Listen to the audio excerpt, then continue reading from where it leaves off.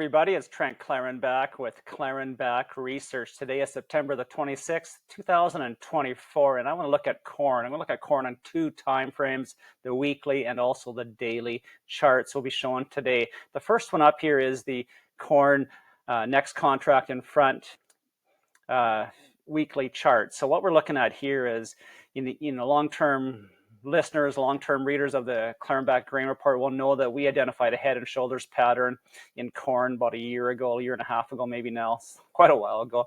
And we had a measured move price target down there at $3. Now we haven't got there yet, thank goodness, but we still anticipate that's going to happen at some point in the future. Now, a strong case, an argument could be made for even a head and shoulders move all the way down to 274. Or 275, 245 also. So keep that in mind. We're not there yet.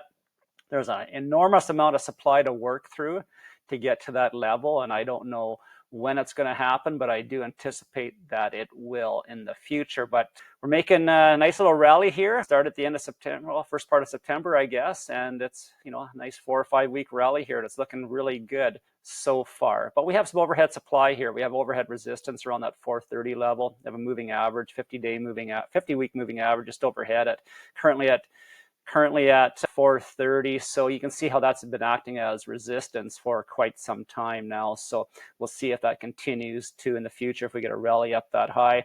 The daily chart is interesting to me too. Now, again, this is the next contract in front. So we have the big gap here at the contract flip. What I'm going to do here, I'm going to put some moving averages on here. I got my 50, I'm going to put the 200. So this is the 50-day moving average is the green one. The 200-day moving average is overhead here in purple. So interestingly, we're seeing a rising 50-day moving average, which we like to see. We love to see the price above a rising 50-day moving average. We don't like it below a declining 200-day moving average. So right now we're getting this price is being starting to be pinched between these two moving averages. And at some point, one of these moving averages is going to get broken. It's either going up to the upside or it's going to continue to the downside. But where am I sitting? Am I bullish or bearish at the moment? Let me just put on a anchored VWAP from this high here. This is the blue anchored VWAP from the high, and we can see it sits at 418 is where it sits today. And what that represents is the average price paid per contract holder since, what day is that? May 13th, 2024. So that was the closing high, and right now we're below the average price paid per contract since that point of time. So the average contract holder is losing money. And as they get close to breaking even, and maybe we even get it and break even, they start reducing their position and selling. And that's why we're not getting a move higher at the moment. That's why overhead resistance. So for me to become bullish corn, I need to get above 418. Let's just say 420 for a nice round number. And some of you people, that 420 might ring some significance, and if it's a Tesla stock, it certainly has in the past. So 420 is where I need to be. Above there, I become bullish corn.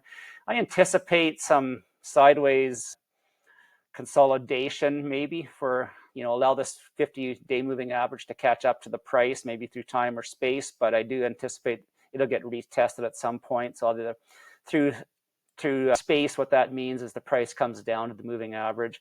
Through time, the goes sideways, and the moving average catches up to the price. But there's a big gap here, big gap from the contract clip on August 28th. So gaps often get filled, but you don't really want to trade around that idea. You want to be aware of it happening, but you don't want to have a time frame when it could happen. You can see here this gap filled back in February 28th at the end of February was, that took 6 months to fill. So I mean, it's tough to trade around, but nonetheless, be aware of it. But that 420 level is very, very important to me.